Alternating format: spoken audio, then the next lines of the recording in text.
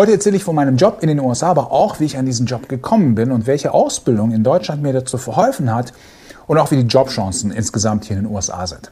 Heute erzähle ich ausnahmsweise mal viel Privates von mir, was ich sonst in keinem der anderen Videos so geteilt habe.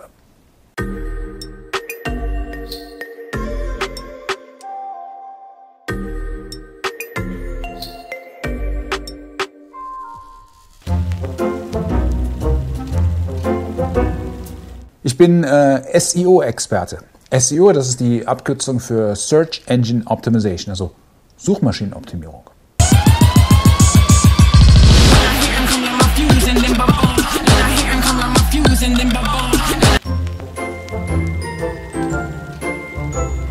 Mein Job ist es hier in den USA, Websites in Suchmaschinen wie Google sichtbar zu machen. Also wenn du in der Suchmaschine suchst, kommen ja Treffer. Die Websites, die ein gutes SEO haben, werden oben aufgelistet. Und das ist gut für deren Geschäft. Man optimiert die Website so, wie sich Google es wünscht. Also daher sind viele SEOs auch Google-Partner bzw. Google-zertifiziert.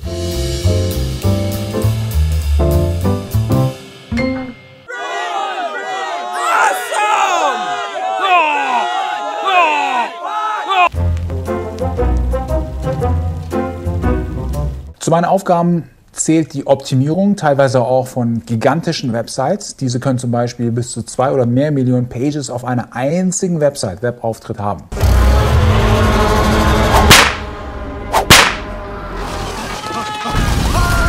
Das geht natürlich nicht mehr, da geht man nicht mehr hin und optimiert manuell bei 10 Millionen Pages eines Webauftritts.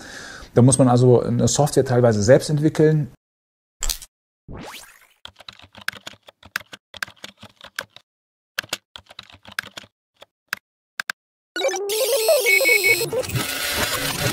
Guten Morgen, ich bin Al. Wie lange habe ich geschlafen? Ich leite hier auch Softwarekampagnen. Wir kreieren Seiten, die sich automatisch verändern, Texte automatisch verlinken. Künstliche Intelligenz ist ein ganz großes Thema. In den Teams, wo ich arbeite, da gibt es SEO Specialists, SEO Manager, SEO Supervisor, SEO Directors, SEO Leads, SEO Junior Writer, SEO Senior Writer, SEO Junior Software Developer, SEO Senior Software Developer. 2000 Jahre später. In meinem Unternehmen bin ich auch strategisch involviert, also im höheren Management. Das bedeutet, ich bin auch für das Wachstum des Unternehmens verantwortlich. Und so habe ich auch mit Sales zu tun. Einer meiner Arbeitsbereiche ist auch die Gewinnung von Neukunden. So bereite ich mich also stundenlang auf Gespräche vor und versuche den potenziellen Kunden, Lead genannt hier, von unseren Leistungen zu überzeugen und den Deal zu closen. Well, my friend, if you sign today, embrace yourself. You'll get my audiobook, my autobiography, for free. No shipping costs included. Hello? Can you hear me? Hello? Sir, this is not your office. You have to leave, or I will call the police. All right, I'm leaving. Gosh. I'm sorry.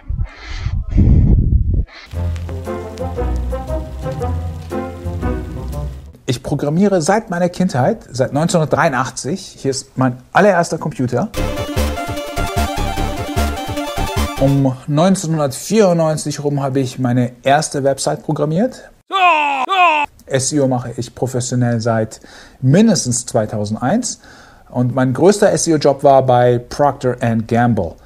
Dort war ich SEO für die Duftmarken wie Hugo Boss, Esprit, Gucci und sogar 4711, als die noch zu denen gehört haben. Studiert habe ich Informationswirtschaft mit Abschluss damals noch an der FH Köln, jetzt heißen die ja TH Köln, und mit einem Prädikatsexamen abgeschlossen.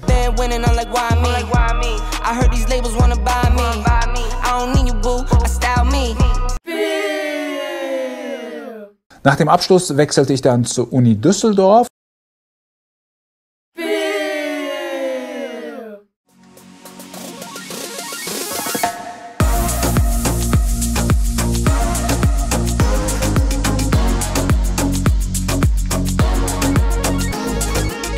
Von Deutschland, habe dann meinen Doktor gemacht im Bereich Informationswissenschaften. Wie Suchmaschinen funktionieren, war auch ein für mich wesentlicher Teil meines Studiums. Ich war also schon immer so ein Suchmaschinen-Nerd. Ich habe auch an der University of California, Berkeley mich eingeschrieben und für den Bereich International Business. Das habe ich gemacht, das ist also schon 20 Jahre her, aber ich wollte eben auch eine amerikanische Universität erleben. Ja, das kann man sagen, war meine ersten Vorbereitungen, eben für immer hierher nach USA zu ziehen. Jetzt lebe ich in den USA, kann aber sagen, ich bin made in Germany. Die Ausbildung in Deutschland ist meiner Meinung nach weltumfassend einsetzbar und absolut kompatibel mit den USA. Man kann in den USA studieren, muss man aber nicht, um hier erfolgreich zu sein. Also Ausbildung in Deutschland geht auch. Ganz normal über Jobportale, aber zuerst musste ich lernen, wie man sich hier bewirbt und wie das so abläuft. War auch eine Wissenschaft für sich. Dazu habe ich eine ganze Videoreihe vorbereitet. Link ist unten in der Beschreibung.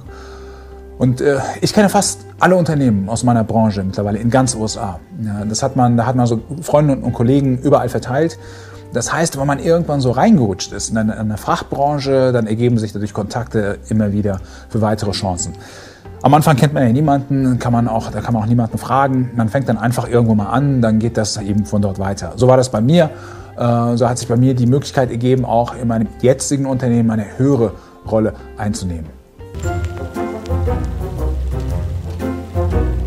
Ich habe vor und während meiner gesamten Studienzeit in Deutschland immer gearbeitet. In Unternehmensberatungen, als SEO und Webentwickler.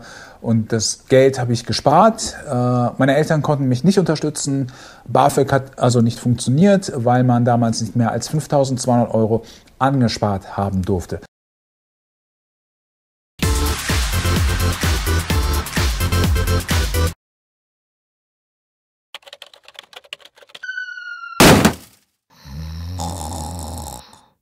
Und direkt danach habe ich als Geschäftsführer für einen Dienstleister in Deutschland 10 Jahre gearbeitet mit Fokus auf meine Fachbranche. Daneben habe ich auch journalistische Tätigkeiten in Deutschland ausgeübt. Ich habe noch sehr viel geschrieben und auch 8 Jahre an Universitäten, an verschiedenen Hochschulen gelehrt.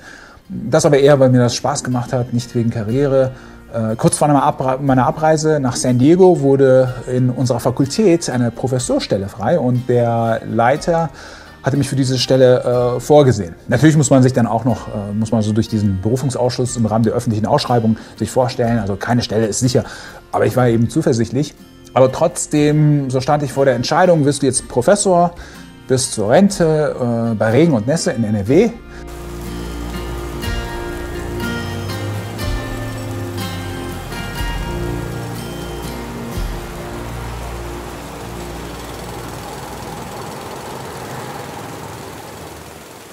Oder kommst nach USA mit Palmen und Sonne und fängst komplett neu an, wo ich niemanden kenne.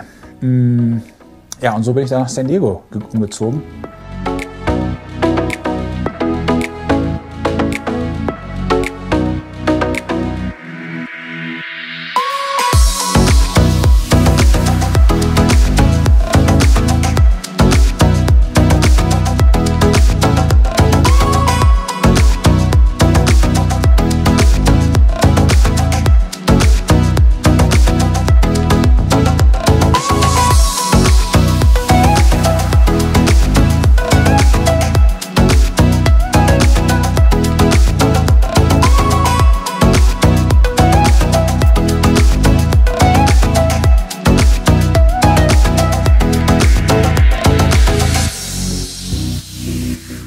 Was hättet ihr gemacht? Ja, schreibt mir mal in den Kommentaren, würde mich mal interessieren. Eine Ausbildung oder Studium. Und in Deutschland ist Bildung ja auch noch kostenlos. Also hier in den USA zahlt man 40.000 bis 100.000 $ für ein Studium und auch genauso viel für eine Ausbildung. Sowas wie in Deutschland, wo Azubis Geld bekommen, das kennt der Amerikaner nicht. Wenn du Krankenschwester werden möchtest, musst du erstmal Kredit aufnehmen. Nach der Ausbildung ist man hier erstmal verschuldet. Also ich bin froh, eine Ausbildung in Deutschland gemacht zu haben. Also das ist ja geschenkt. Und das ist mein Tipp an euch. Macht was aus euch. Hast du keinen Realabschluss, dann hole das nach. Hast du kein Abitur, Geh zum Abendgymnasium. Hast du keine Ausbildung, such dir einen Ausbildungsplatz. Ja? Oder willst du studieren, dann schreib dich ein und zieh's durch. Und das mega Geile ist ja, jeder von uns weiß das. Ich erzähle nichts Neues. Ja? Jeder weiß das. Du weißt das auch. Du musst das nur durchziehen, ja? Was du dir vornimmst. Das ist die einzige Voraussetzung. Ich übrigens ziehe auch nicht alles durch. Also oft bin ich auch faul und erlaube mir Dinge einfach auch sausen zu lassen. Ich habe in meinem Leben viele Opportunitäten verpasst, tue es heute noch. Aber letztlich habe ich einige Sachen durchgezogen, die für mich wichtig waren. Und das reicht ja schon. Ja? Was ich sagen will ist, du musst jetzt nicht übertreiben, aber das bisschen, was man durchzieht, das bringt einen schon unglaublich weiter.